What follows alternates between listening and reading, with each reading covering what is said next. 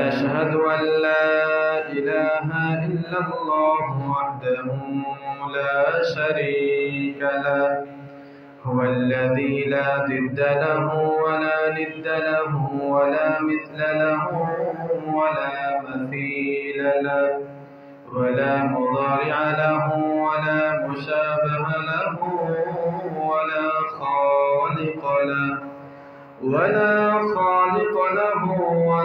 رازق له ولا جسم له ولا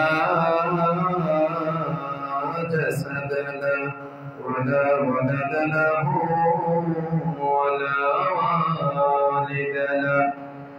ونشهد أن سيدنا وسندنا وحبيبنا وحبيب ربنا وطبيبنا وطبيب قلوبنا وطبيب أرواحنا ونذيرنا وبشيرنا ومحبوبنا ومرشدنا ومولانا محمدا عبد الله ورسوله الذي أرسله بالحق بشيرا ونذيرا وداعيا إلى الله بإذنه وسراجا وقمرا منيرا. أما بعد فقد قال الله تبارك وتعالى في كلامه المجيد وفي الفرقان الحميد: أعوذ بالله من الشيطان الرجيم. بسم الله الرحمن الرحيم. سبحان الذي يسرى بعبده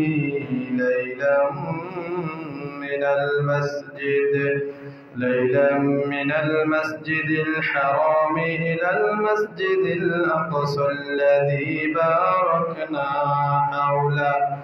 باركنا حوله لنريه من آياتنا إنه هو السميع البصير. وقال نبينا وإمامنا وقدوتنا صلى الله عليه وسلم: فرج عن سقف بيتي وأنا بمكة فنزل جبريل عليه السلام إلى آخر الحديث. وقال رسول الله صلى الله عليه وسلم: من أحب سنتي فقد أحبني ومن أحبني كان معي في الجنة أو كما قال عليه الصلاة والسلام. وقال تعالى في شأن حبيبه ومحبوبه ومعشوقه: إن الله وملائكته يصلون على النبي يا أيها الذين آمنوا صلوا عليه وسلموا تسليما. اللهم صل على محمد وعلى آل محمد كما صليت على إبراهيم وعلى آل إبراهيم إنك حميد مجيد. اللهم بارك على محمد وعلى آل محمد كما باركت على إبراهيم وعلى آل إبراهيم إنك حميد مجيد. بلغ العلا بكماله كشف الدجى بجماله حسنت جميع خصاله صلوا عليه وآله سبحانك لا علم لنا إلا ما علمتنا إنك أنت العليم الحكيم اللهم إني أعوذ بك من شر سمعي ومن شر بصري ومن شر لساني ومن شر قلبي ومن شر مني محترم حاضرين শ্রদ্ধেয় মুরব্বিয়ান কিরাম মুসল্লিয়ান ইজম দিন প্রিয় ইসলাম প্রিয় কোরআন প্রিয় নবী প্রিয় ভাইয়েরা মহান রব্বুল আলামিনের দরবারে লক্ষ কোটি শুকরিয়া যিনি অত্যন্ত আদর করে মায়া করে যাচাই করে বাছাই করে দুনিয়ার সমস্ত ঝামেলা থেকে মুক্ত করে আজকে জুমার দিন সপ্তাহের সর্বশ্রেষ্ঠ দিন আমাদেরকে মসজিদে আগে আগে আসার তৌফিক দান করেছেন এজন্য শুকরিয়া তান সকলেই পড়ি আলহামদুলিল্লাহ লক্ষ কোটি দুরুদ ও সালাম বিশ্ব মানবতার মুক্তির দূত আকায়ে নামদারে তাজদারে মদিনা সরকারে দু আলম সরওয়ারে দু আলম সরওয়ারে কায়নাত রহমাতুল লিল আলামিন কুদওয়াতুল লিল মুমিনিন ইমামুল মুরসালিন খাতামুন নবিয়্যিন হযরত মুহাম্মদ মুস্তাফা সাল্লাল্লাহু আলাইহি ওয়াসাল্লামের উপর মুহতারাম হাজিরিন আজকে আমরা যে জুমায় উপনীত হয়েছি আরবি মাস অনুযায়ী পবিত্র মাহে রজবের সর্বশেষ জুমা এই রজব মাসে আরো 3টি জুমা আমরা পড়েছি তিন জুমায় আমরা মাহে রমজানের প্রস্তুতিমূলক কিছু আলোচনা করেছি আজকে আমরা যে বিষয়টা নিয়ে আলোচনা করব সেটা হলো মিরাজুন নবী সাল্লাল্লাহু আলাইহি ওয়াসাল্লাম অর্থাৎ আল্লাহর হাবিব সাল্লাল্লাহু আলাইহি ওয়াসাল্লামের মেরাজ নবীজি সাল্লাল্লাহু আলাইহি ওয়াসাল্লামের মেরাজ এটা নবীজির মুজিজা সমূহের মধ্যে অন্যতম একটি মুজিজা একটা অন্যতম বৈশিষ্ট্য যেটা অন্য কোনো নবীকে দেওয়া হয়নি এটা শুধুমাত্র আমাদের নবীজি সাল্লাল্লাহু আলাইহি ওয়াসাল্লামকে দেওয়া হয়েছে সুবহানাল্লাহ এই ফজিলত এই শ্রেষ্ঠত্ব এই মর্যাদা আল্লাহ তাআলা তার প্রিয় হাবিব সাল্লাল্লাহু আলাইহি ওয়াসাল্লামকে দিয়েছেন এবং সশরীরে জাগ্রত অবস্থায় অলৌকিকভাবে যেটা সাধারণ যুক্তিতে ধরবে না যুক্তিবিদ যারা আছে যুক্তি নির্ভর যারা কথা বলে তাদের যুক্তিতে এটা ধরবে না যুক্তির বাহিরের একটা বিষয় যেটাকে মুজিজা বলা হয় অলৌকিক বিষয় বলা হয় আল্লাহ নবী সাল্লাল্লাহু আলাইহি ওয়াসাল্লামকে এই ফজিলত শ্রেষ্ঠত্ব মর্যাদা দেওয়ার কারণ হলো নবীজি সাল্লাল্লাহু আলাইহি ওয়াসাল্লাম মক্কাতুল মুকাররমায় দাওয়াতের কাজ করতে গিয়ে অনেক ধরনের কথাবার্তা শুনেছেন এমনকি নবীজি সাল্লাল্লাহু আলাইহি ওয়াসাল্লামের মতো শ্রেষ্ঠ মহামানব তিনিও মানুষের হাতে মাইর খেয়েছেন ভাবা যায় বিষয়টা আমাদের সমাজে সাধারণত একটু সম্মানিত মানুষকে যদি কেউ আঘাত করে পুরো এলাকা খবর হয়ে যায় অমুকরে মারছে অমুকরে গালি দিছে এবার তার অবস্থা কি হবে প্রধানমন্ত্রীকে এই কথা বলে ফেলছে এত বড় একজন লোক ওনাকে একজন মানুষ এসে মারবে তো আল্লাহর হাবিব সাল্লাল্লাহু আলাইহি সাল্লাম ছিলেন সাইয়্যিদুস সাকলাইন উভয় জাহানের বাদশা সারা দুনিয়াতে আল্লাহর হাবিব সাল্লাল্লাহু আলাইহি সাল্লাম আল্লাহ তাআলার পরে সর্বশ্রেষ্ঠ হিসেবে ছিলেন এরকম একজন রাসূলকে আঘাত করা হয়েছে শুধু যেমন তেমন আঘাত না একটা থাপ্পড় বা হালকা প্রহার এমনও না নবীজি সাল্লাল্লাহু আলাইহি সাল্লামের সামনে দাঁত মোবারকও ভেঙে ফেলা হয়েছে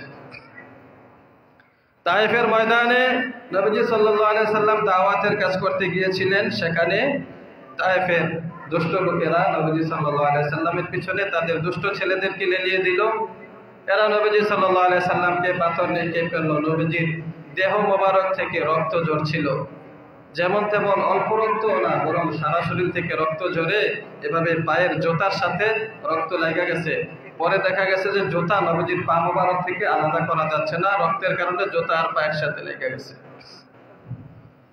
এই ছিল একটা কষ্ট আরেকটা কষ্ট ছিল নবীজি সাল্লাল্লাহু আলাইহি সাল্লামের বাবা তো জন্মের আগে মারা গিয়েছেন মা কিছুদিন পরে মারা গিয়েছেন 4 কিংবা 6 বছর বয়সে। তারপরে দাদা ছিলেন, দাদাও মারা গিয়েছেন। একেবারে পরবর্তীতে নবীজি সাল্লাল্লাহু আলাইহি সাল্লামের চাচা ছিলেন শেষ সময় পর্যন্ত আবু তালেব, তিনিও মারা গিয়েছেন। শেষ যার কাছে গিয়ে দুঃখ বেদনা সবকিছু শেয়ার করতেন নবীজির স্ত্রী আমাদের আম্মা জান হযরত খাদিজাতুল কুবরা রাদিয়াল্লাহু তাআলা আনহা, তিনিও মারা গিয়েছেন। এতগুলো কষ্টের পরে নবীজি একটু ভেঙে পড়েছিলেন। তো নবীজি কেমন যেন মনে হচ্ছিল এখন আমার আর কেউ নাই, দুঃখ কষ্ট শেয়ার করার মতো আর তো লোক নাই, কার কাছে গিয়ে একটু আশ্রয় পাওয়া যাবে। কারণ খাদিজাতুল কুবরা রাদিয়াল্লাহু তাআলা আনহা যখন ছিলেন, নবীজি কষ্ট পাইলে বাহিরের লোকেরা মারধর করলে খাদিজাতুল কুবরা রাদিয়াল্লাহু তাআলা আনহা সান্ত্বনা দিতেন। কিন্তু এই অবস্থায় খাদিজাতুল কুবরা রাদিয়াল্লাহু তাআলা আনহাও নাই। এজন্য আল্লাহ রাব্বুল আলামিন নবীজিকে মনটা একটু খুশি করার জন্য, নবীজি সাল্লাল্লাহু আলাইহি সাল্লামের কষ্টটা দূর করার জন্য এই ফজিলত এবং শ্রেষ্ঠত্ব মর্যাদা দিয়েছেন যে আল্লাহ হাবিব সাল্লাল্লাহু আলাইহি সাল্লামকে সরাসরি আল্লাহ তাআলা নিজের কাছে নিয়ে গেছেন। সুবহানাল্লাহ। বুঝাইলেন, ইয়া রাসূলুল্লাহ, আপনার কেউ না থাকতে পারে, আমি আছি, অতএব দুঃখের কোনো কারণ নাই। নবীজি সাল্লাল্লাহু আলাইহি ওয়াসাল্লামের হাদিস, বুখারী শরীফের 349 নম্বর হাদিস। নবীজির প্রিয় খাদেম হযরত আনাস রাদিয়াল্লাহু তাআলা আনহু riwayat করেন, আনাস ইবনে মালিক রাদিয়াল্লাহু তাআলা আনহু قال كان أبو ذر رضي الله تعالى عنه يحدث أن رسول الله صلى الله عليه وسلم قال فرج عن سقف بيتي وأنا بمكة।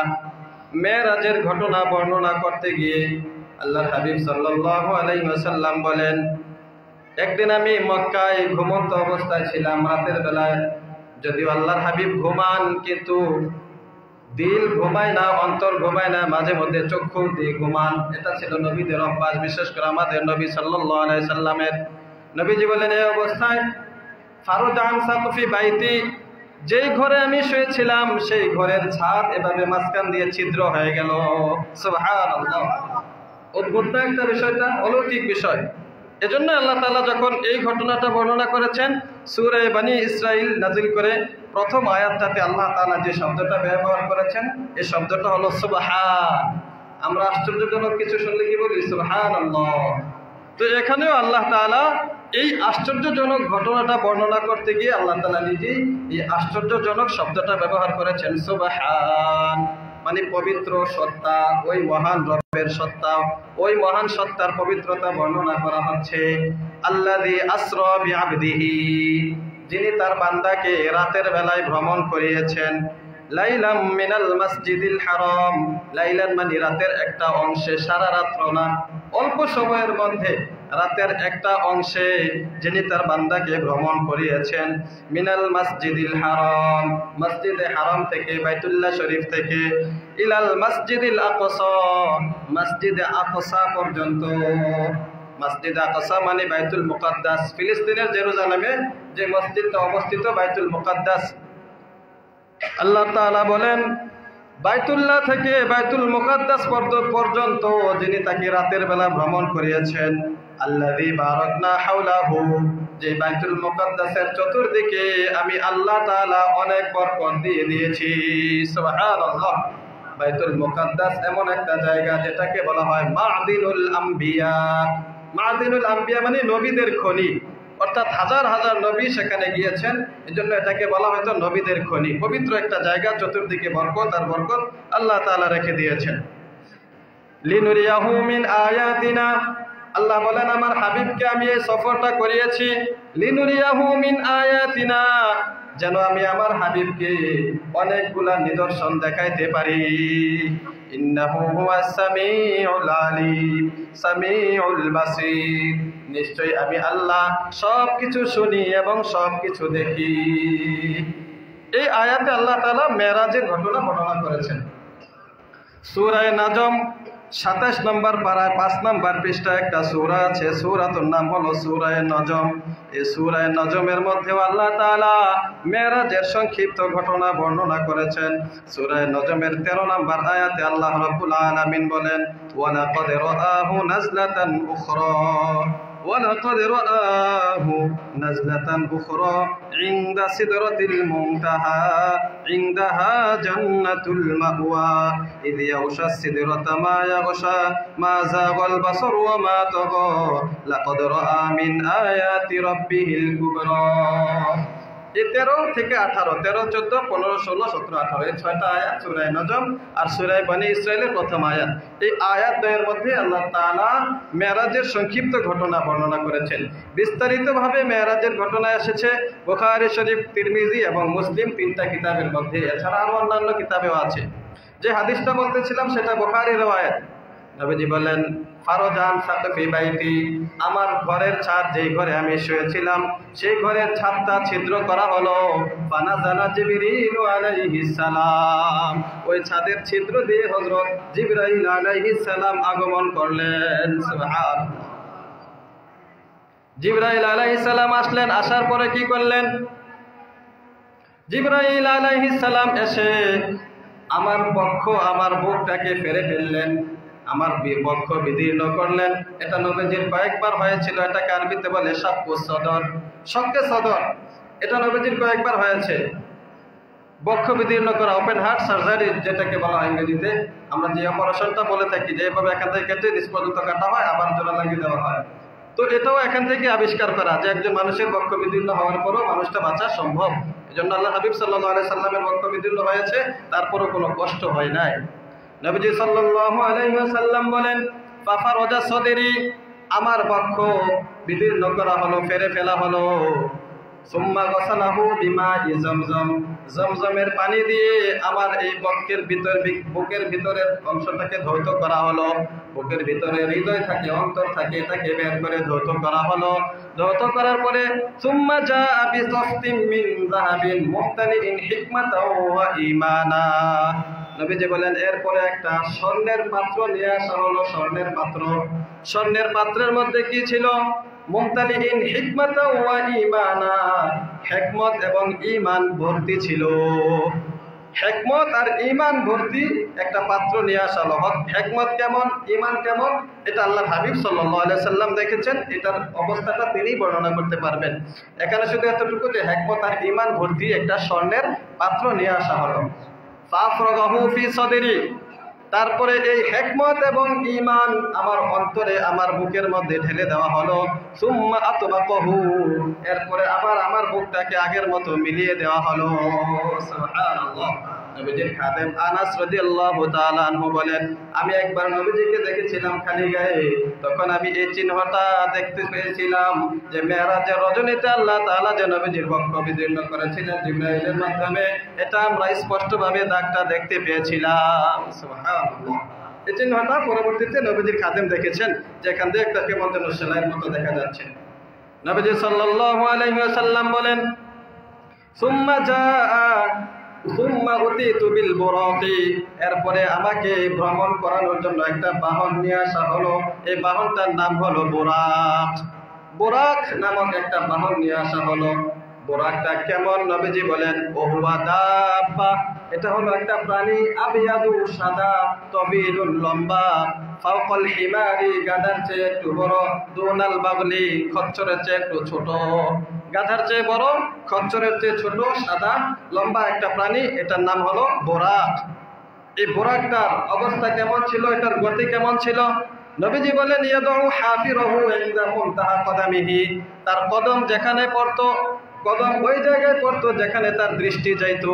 দৃষ্টি যতদূর যাইতো, এক কদমে সে ততদূর যাইতে পারতো। সুবহানাল্লাহ। একজনের দৃষ্টি কত দূরে যেতে পারে?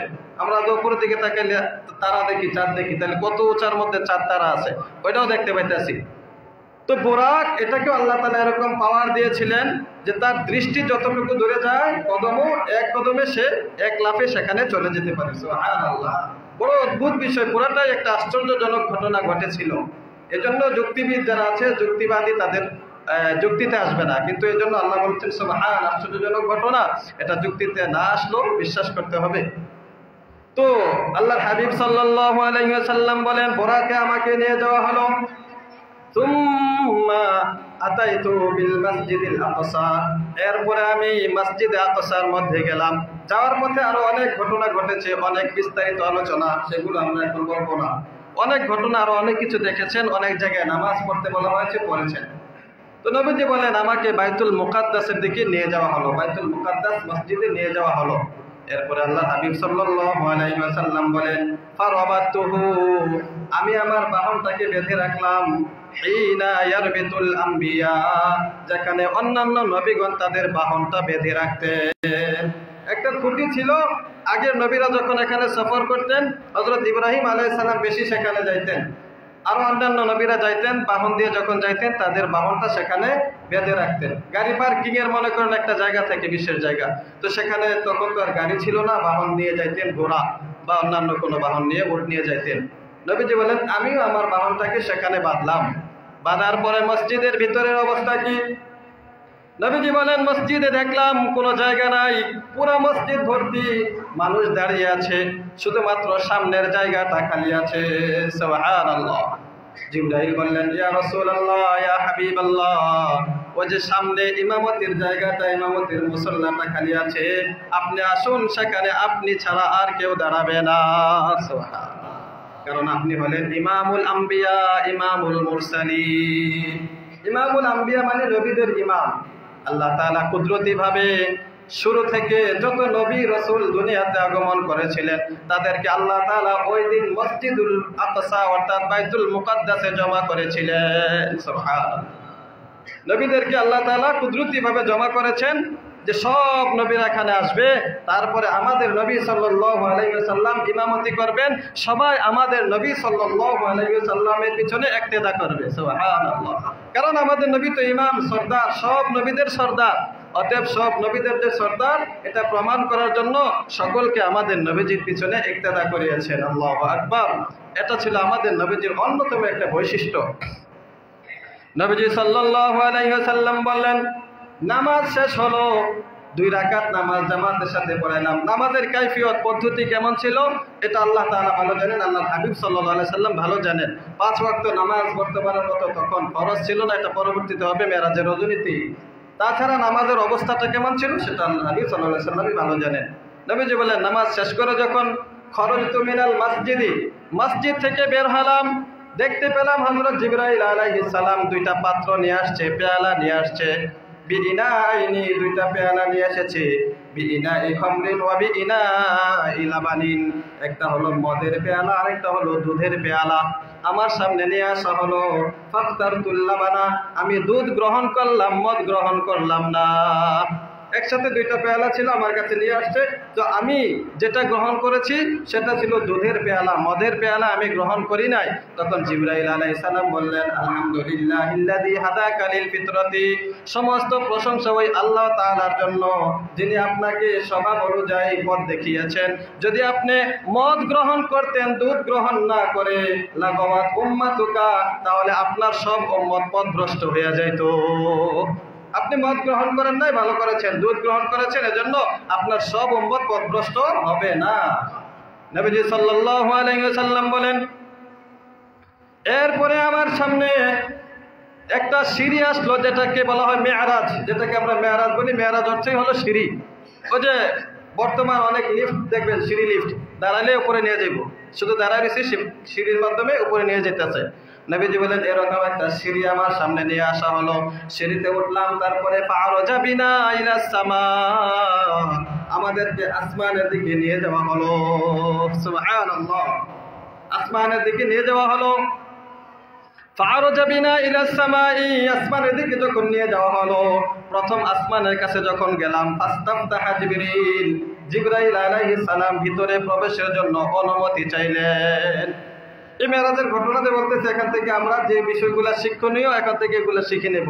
শুধুমাত্র ঘটনা বলা উদ্দেশ্য না, বরং প্রত্যেকটা বিষয় আমাদের এখানে কি কি শিক্ষণীয় আছে এগুলো আমরা একটু শিখব।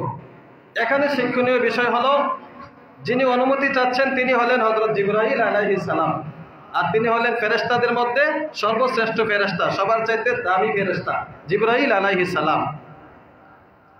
তো ওনার সাথে যাকে নিয়ে গিয়েছেন তিনি শুধুমাত্র ফেরেশতা কুলে নয়, বরং মানব দানব যত কিছু আছে পৃথিবীতে সবার চাইতে শ্রেষ্ঠ হযরত মুহাম্মদুর রাসূলুল্লাহ সাল্লাল্লাহু আলাইহি ওয়াসাল্লাম।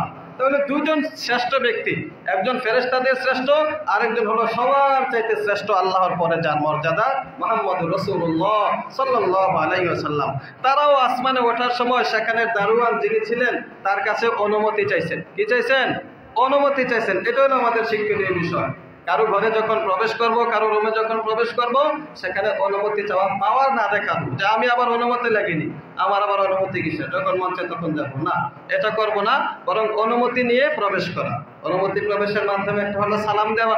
সালাম দিলে বাস ভিতরে যিনি আছেন উনি বুঝতে পারবেন যে কেউ হয়তো আসতে চাইতেছে, তো তাকে তিনি অনুমতি দিবেন, তারপরে তিনি আসবেন। একেবারে অনুমতি ছাড়া, সালাম কালাম ছাড়া ভিতরে প্রবেশ করা যাবে না। জিবরাইল আলাইহিস সালাম অনুমতি চাইলেন। ফাস্তাফতাহা জিবরিল ফাকালা মান হাযা, জিজ্ঞাসা করা হলো কে এটা? বলা হলো আনা জিবরিল, আমি জিবরাইল।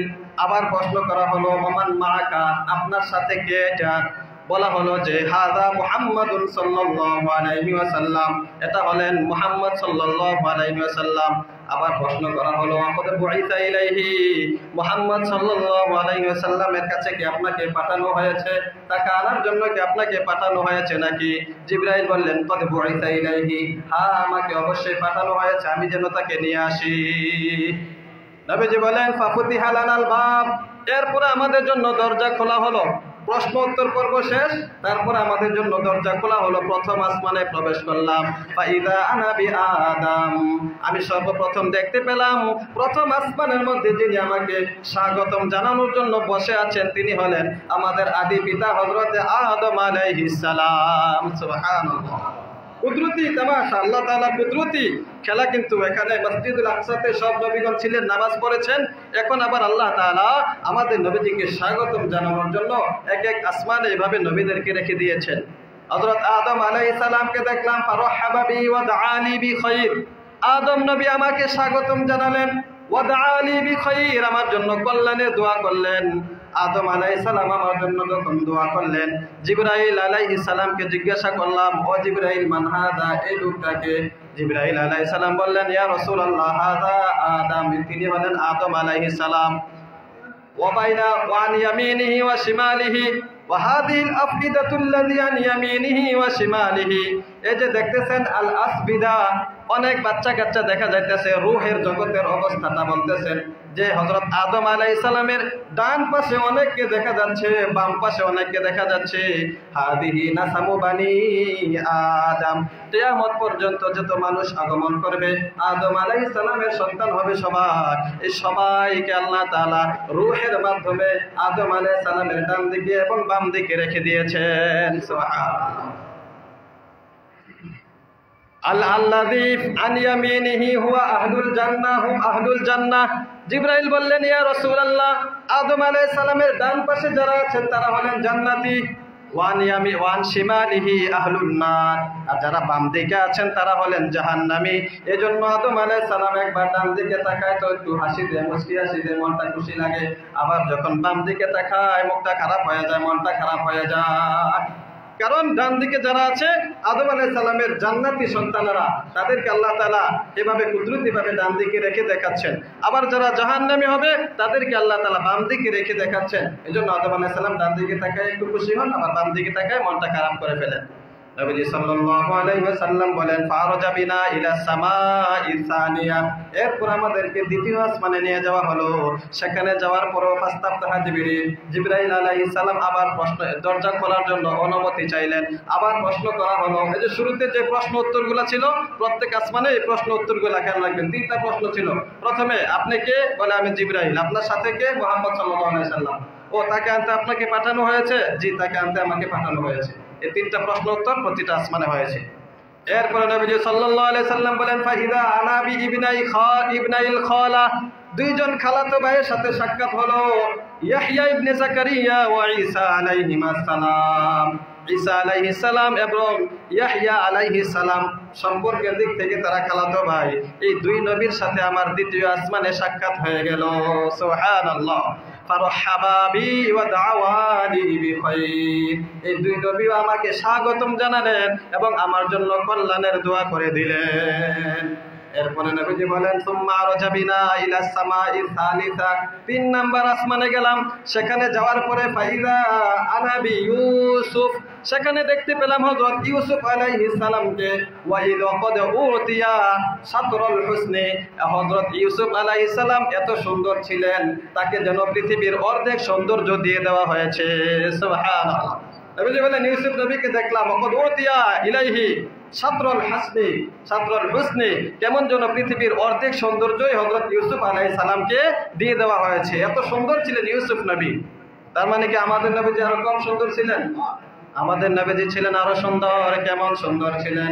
নবীজির সাহাবী হাসান ইবনে সাবিত রাদিয়াল্লাহু তাআলা আনহু বলেন, মা আহসানু মিনকা কত্তু আইনি, মা আহসানু মিনকা কত্তু আইনি ওয়া লাম তালিদিল নিসাউ ওয়া লাম আজমাল তালিদিন নিসাউ। কোন আমার চক্ষু আজ পর্যন্ত আপনার চাইতে কোনো সুন্দর মানুষ এখনো দেখে নাই। সুবহানাল্লাহ। কোন মহিলা পৃথিবীর শুরু থেকে, পৃথিবী যখন থেকে শুরু হয়েছে, কোন মহিলা আজ পর্যন্ত আপনার চাইতে সুন্দর কোন সন্তান জন্ম দেয় নাই। কান্নাকা কদ খুলিকতা কামা তাশা। হাসান বিন সাবিত বলেন, ইয়া রাসূলুল্লাহ, কেমন যেন আপনি যেভাবে চেয়েছেন আল্লাহ তাআলা আপনাকে সেভাবে বানিয়েছে। মনে হয় যেন আপনি অর্ডার দিয়ে আল্লাহ তাআলার কাছ থেকে আপনার আকৃতিটা নিয়ে এসেছেন। এত সুন্দর আপনি, অর্থাৎ আপনার সুন্দরের সাথে আর কোনো তুলনা হয় না। এজন্য আম্মা জানা আয়েশা সিদ্দিকা রাদিয়াল্লাহু তাআলা আনহা বলতেন, লানা শামসুন ওয়ালিল আফাতি শামসুন ওয়া শামসি আফদালু মিন শামসিস সামা। আমারও একটা সূর্য আছে, তোমাদেরও একটা সূর্য আছে, কিন্তু তোমাদের সূর্যের চাইতে আমার সূর্যটা শ্রেষ্ঠ। সুবহানাল্লাহ। কারণ হলো আমার সূর্যটা উদিত হয় বাদাল ইশা, রাতের বেলায় অন্ধকার যখন থাকে, তোমাদের সূর্যের কোনো আলো তখন চলে না, কিন্তু আমার সূর্যের আলোতে তখন আমরা চলতে পারি। সুবহানাল্লাহ। আল্লাহর হাবিব ছিলেন সবচেয়ে শ্রেষ্ঠ সুন্দর, সবচাইতে সুন্দর ছিলেন আল্লাহর হাবিব সাল্লাল্লাহু আলাইহি সাল্লাম। ইউসুফ নবীর ব্যাপারে নবীজি বলেন, ক্বাদ উতিয়া ইলাইহি শাতরুল হুসনি, কেমন যেন তাকে অর্ধেক সৌন্দর্য দেওয়া হয়েছে। সুম্মা রাজাবিনা ইলা সামাইর রাবিআ, এরপরে চতুর্থ আসমানে নিয়ে যাওয়া হলো। ফাইদা আনা বিইদ্রিস আলাইহিস সালাম, সেখানে আমার সাক্ষাৎ হয়ে গেল হযরত ইদ্রিস আলাইহিস সালামের সাথে। সুম্মা রাজাবিনা ইলা সামাইল খামিসা, পঞ্চম আসমানে নিয়ে যাওয়া হলো। ফাইদা আনা বি হারুন আলাইহিস সালাম, সেখানে সাক্ষাৎ হয়ে গেল আল্লাহর নবী হারুন আলাইহিস সালামের সাথে। ফারহাবালি ওয়া দাআলি বিখাইর, তিনিও আমাকে স্বাগতম জানালেন, আমার জন্য কল্যাণের দোয়া করলেন। সুম্মা রাজাবিনা ইলা সামাইস সাদিসা, এরপরে আমাকে নিয়ে যাওয়া হলো ষষ্ঠ আসমানে, 6 নাম্বার আসমানে। ফাইদা আনা হুয়া বিমূসা আলাইহিস সালাম, সেখানে সাক্ষাৎ হয়ে গেল আল্লাহর নবী হযরত মূসা আলাইহিস সালামের সাথে। এই জায়গাটা খেয়াল রাখবেন, 6 নাম্বার আসমানে হযরত মূসা আলাইহিস সালামের সাথে নবীজির সাক্ষাৎ হয়েছে। সাক্ষাৎ পর্ব শেষ হলো, মারহাবা বি ওয়া দাআলি বিখাইর, কথাবার্তা অনেক হয়েছে, তারপরে তিনি আমাকে স্বাগতম জানালেন, কল্যাণের দোয়া করে দিলেন। সুম্মা রাজাবিনা ইলা সামাইস সাদিসা, সামাইস সাবিআ, এরপর আমাকে সপ্তম আসমানে নিয়ে যাওয়া হলো। ফাইদা আনা বি ইব্রাহিম আলাইহিস সালাম, সপ্তম আসমানে গিয়ে সাক্ষাৎ হলো হযরত ইব্রাহিম আলাইহিস সালামের সাথে। সুবহানাল্লাহ। ইব্রাহিম আলাইহিস সালামের সাথে সাক্ষাৎ। ওয়া মুসনিদুন ইলা বাইতুল মামুর, দেখতে পেলাম হযরত ইব্রাহিম নবী বাইতুল মামুরের মধ্যে হেলান দিয়ে বসে আছে। বাইতুল মামুর এটা একটা ঘর, বাইতুল্লাহ শরীফের মতো। বাইতুল্লাহ শরীফটা যেখানে আছে হুবহু একেবারে বরাবর একটা ঘর 7 আসমানের উপরে আল্লাহ তাআলা বানিয়ে রেখেছেন। ওই ঘরটাকে বলা হয় বাইতুল মামুর, আমাদেরটাকে বলা হয় বাইতুল্লাহ, আর ওইটা হলো বাইতুল মামুর। ওইখানে ফেরেশতারা, আল্লাহ হাবিব সাল্লাল্লাহু আলাইহি সাল্লাম বলেন, ইয়াদখুলু 70 আলফা মালাক, 70,000 ফেরেশতা এখানে প্রবেশ করে কুল্লা ইয়াউমিন, প্রতিদিন। এরপরে সুম্মা লা ইয়াউদুনা, এই ফেরেশতারা আর পরবর্তীতে এখানে ফিরে আসতে পারে না, তারা আর আসার সময় পায় না। সুবহানাল্লাহ। মানে সুযোগ হয় না তাদের আসার মতো। ফেরেশতাদের সংখ্যা এত বেশি যে প্রতিদিন 70,000 ফেরেশতা সেখানে তাওয়াফ করে, তাদের তাওয়াফ শেষ হলে তারা বের হয়ে যায়, পরবর্তীতে তারা তাওয়াফের সুযোগ পায় না, সিরিয়াল আর আসে না। কারণ পরবর্তী যে ফেরেশতারা এভাবে সিরিয়াল অনুযায়ী 70,000 করে ফেরেশতা কিয়ামত পর্যন্ত বাইতুল মামুরের মধ্যে তাওয়াফ করতে থাকবে। সুবহানাল্লাহ। এরপরে নবীজি সাল্লাল্লাহু আলাইহি সাল্লাম বলেন, ইব্রাহিম নবীর সাথে যখন আমার সাক্ষাৎ হলো, ইব্রাহিম আলাইহিস সালাম ফারহাবা বি ওয়া দাআনি বিখাইর, আমাকে স্বাগতম জানালেন, কল্যাণের দোয়া করলেন। এরপর আমাকে সুন্দর একটা সংবাদ দিয়েছেন। ইব্রাহিম নবী বললেন, ইয়া মুহাম্মদ আকরি উম্মাতাকা মিন্নি সালাম, হে মুহাম্মদ আপনি আপনার উম্মতকে আমার পক্ষ থেকে সালাম জানাইবেন। সুবহানাল্লাহ, আমাদেরকে সালাম দিয়েছেন হযরত ইব্রাহিম নবী। ইব্রাহিম আলাইহিস সালাম আমাদেরকে সালাম দিয়েছেন। এরপরে ইব্রাহিম নবী আমাদের নবীজিকে বললেন, ইয়া মুহাম্মদ ওয়া আখবিরহুম, আপনার উম্মতকে জানায়া দিবেন, ইন্নাল জান্নাতা, নিশ্চয় জান্নাত হলো তয়্যিবাতুত তুরবাতি, সুঘ্রাণযুক্ত মাটি, জান্নাতের মাটি অনেক সুঘ্রাণযুক্ত, ওয়া আযবাতুল মা, পানি অনেক সুমিষ্ট। কিন্তু পানি সুমিষ্ট হওয়া সত্ত্বেও, জান্নাতের মাটি সুঘ্রাণ হওয়া সত্ত্বেও, ওয়ান্নাহা তিয়ান, কিন্তু জায়গাটা হলো সমতল, সমতল জায়গা। ওয়াগিরাসাহা, এই সমতল জায়গার জন্য গাছ লাগাতে হবে। তার সমতল ভূমিতে গাছ লাগানোর জন্য আপনার উম্মতকে বলবেন, এই জান্নাতের গাছ হলো সুবহানাল্লাহ, বলেন সুবহানাল্লাহ, আলহামদুলিল্লাহ, লা ইলাহা ইল্লাল্লাহ, আল্লাহু আকবার। সহজ না একেবারে? সুবহানাল্লাহ, আলহামদুলিল্লাহ, লা ইলাহা ইল্লাল্লাহ, আল্লাহু আকবার। ইব্রাহিম নবী আমাদের নবীজিকে জানাই দিলেন যে আপনার উম্মতকে বললেন জান্নাতে গাছ লাগানোর জন্য। তো এই জান্নাতের গাছ হলো এগুলো। একবার সুবহানাল্লাহ বললো মানে জান্নাতে একটা গাছ তৈরি হয়ে গেল। সুবহানাল্লাহ, আলহামদুলিল্লাহ বলছে মানে জান্নাতে একটা গাছ তৈরি হয়ে গেল। লা ইলাহা ইল্লাল্লাহ বলছে মানে জান্নাতে গাছ তৈরি হয়ে গেল। আল্লাহু আকবার বলছে মানে জান্নাতে একটা গাছ তৈরি হয়ে গেল। সুবহানাল্লাহ। এজন্য বেশি বেশি এই তাসবিহগুলো পড়লে জান্নাত সুসজ্জিত হয়, জান্নাতকে আল্লাহ তাআলা সাজিয়ে দেন। এরপরে নবীজি বলেন, সুম্মা যাহাবা বিনা ইলা সিদরাতিল মুনতাহা, আমাকে নিয়ে যাওয়া হলো সিদরাতুল মুনতাহার দিকে। সিদরাতুল মুনতাহা, সিদরাতুল মানে বড়ই গাছ, আর মুনতাহা মানে হলো শেষ প্রান্ত, প্রান্ত সীমা। অর্থাৎ একটা বড়ই গাছ আছে সেখানে। বড়ই গাছটার বর্ণনা নবীজি দিয়েছেন। নবীজি বলেন বড়ই গাছটার বর্ণনা হলো ওয়ারকুহা কাআযানিল ফিয়ালা, বড়ই গাছের পাতাগুলো হলো হাতির কানের মতো বড় বড়। সুবহানাল্লাহ। ওয়াসামারুহা কালকিলাল, আর এই বড়ই গাছের ফল অর্থাৎ বড়ইগুলো হলো বড় বড় মটকার মতো। সুবহানাল্লাহ। এরকম একটা গাছ আছে, এটাকে বলা হয় মুনতাহা সিদরাত। এটা দিয়ে আল্লাহ তাআলা সীমানা নির্ধারণ করেছেন যে ফেরেশতারা এর উপরে আর উঠতে পারবে না। এটাকে বলে প্রান্ত সীমা, এই পর্যন্ত শেষ বর্ডার থাকে, যে এই পর্যন্ত মানুষ চলতে পারবে, এরপরে আর মানুষ যাইতে পারবে না। তো ফেরেশতাদেরও যাওয়ার ক্ষমতা এই পর্যন্ত, এরপরে ফেরেশতারা যেতে পারবে না। এরপরে নবীজি সাল্লাল্লাহু আলাইহি সাল্লাম আল্লাহ তাআলার কাছে গেলেন। আল্লাহ তাআলার সাথে গিয়ে সরাসরি আল্লাহ তাআলার দিদার লাভ করে ধন্য হলেন। সুবহানাল্লাহ। আল্লাহ তাআলা এজন্য নিয়েছেন নবীজিকে। কেমন যেন আল্লাহ তাআলা চাইলেন যে জিবরাইল প্রতিদিন তুমি আসা যাওয়া করো, তুমি আমার হাবিবের সাথে কথা বলো, কাছাকাছি বসে কথা বলো, আমি আমার হাবিবের সাথে কাছাকাছি বলে কথা বলবো, এজন্য আমি সরাসরি আমার কাছে নিয়ে এসেছি। সুবহানাল্লাহ। কেমন কাছে গেছিলেন? সূরা নাজমের মধ্যে আল্লাহ তাআলা বলে দিয়েছেন এত কাছাকাছি হয়েছিলেন। ফাকানা কাবা কাউসাইনি আও আদনা, কেমন যেন তীর আর ধনুক, দুইটা ধনুক বা তীর আর ধনুক একসাথে যখন থাকে, যত কাছাকাছি থাকে আল্লাহর হাবিব সাল্লাল্লাহু আলাইহি ওয়াসাল্লাম আল্লাহ তাআলার এরকম কাছাকাছি, বরং আও আদনা, ওর বরং এর চাইতে আরো কাছাকাছি বসেছিলেন। সুবহানাল্লাহ। কুদরতি এক মুআমালা, মানুষের পক্ষে এটা চিন্তা করা সম্ভব হবে না। কেমন ছিল আল্লাহ তাআলার সাথে নবীজি সাক্ষাৎ করেছেন, কেমন ছিল, আর এই বিষয়টা আমাদের মাথায়ও আসবে না। কারণ নবীজি বলেছেন এটাকে কখনো মানুষ চিন্তা ফিকির করে বুঝতে পারবে না অবস্থাটা কেমন ছিল। চক্ষু দিয়ে কেউ দেখে নাই, কান দিয়ে কেউ শুনে নাই, অতএব এটা চিন্তার ঊর্ধ্বে ঊর্ধ্ব জগতের একটা বিষয়। নবীজি সাল্লাল্লাহু আলাইহি সাল্লাম বলেন আল্লাহ তাআলার সাথে আমার কথা হলো ফাওহামা আওহা ইলাইয়া, যত ধরনের কথাবার্তা আছে আল্লাহ তাআলা আমার সাথে বললেন। এরপর আল্লাহ তাআলা আমাকে হাদিয়া হিসাবে দিলেন ফাফারদু আলা উম্মতি 50 সালাওয়াত, 50 ওয়াক্ত নামাজ আল্লাহ তাআলা আমার উম্মতের জন্য হাদিয়া দিলেন। সুবহানাল্লাহ। 50 ওয়াক্ত নামাজ।